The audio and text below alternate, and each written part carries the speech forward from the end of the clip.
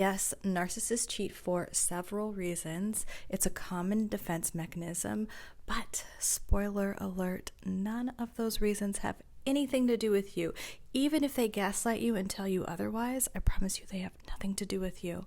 Here's why they cheat and what to do about it.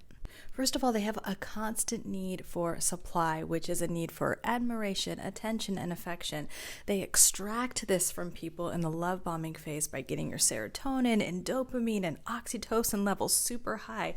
They thrive on the validation and admiration of others. The other part of supply that people often don't talk about is that narcissists use other people to emotionally regulate. They don't know how to emotionally regulate themselves, so instead of dealing with their unresolved trauma by going to therapy, that's way too threatening for them. So they use other people to cope with feelings of anxiety or inadequacy.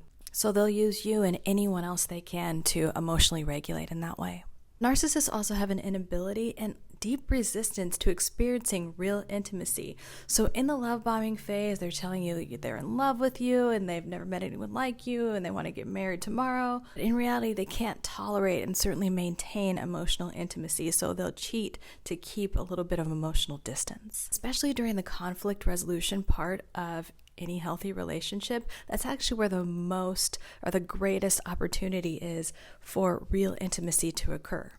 But this is way too threatening for a narcissist because in their mind, if they get too close and you hurt them, they won't be able to recover from that. It's literally called narcissistic annihilation, where they feel like they are going to die if they have to admit that they did something wrong, or they feel like they're bad, or they feel like you're going to threaten their abandonment issues in any way. The minute they're uncomfortable or they don't like what they hear, they'll call someone that doesn't know them that well that's in a honeymoon phase with them. So the cheating is a preemptive action in which they are lining up other sources of supply so they never have to feel abandoned or really ever have to deal with conflict resolution. Because conflict resolution involves taking accountability for your behavior. Narcissists hate admitting they're wrong.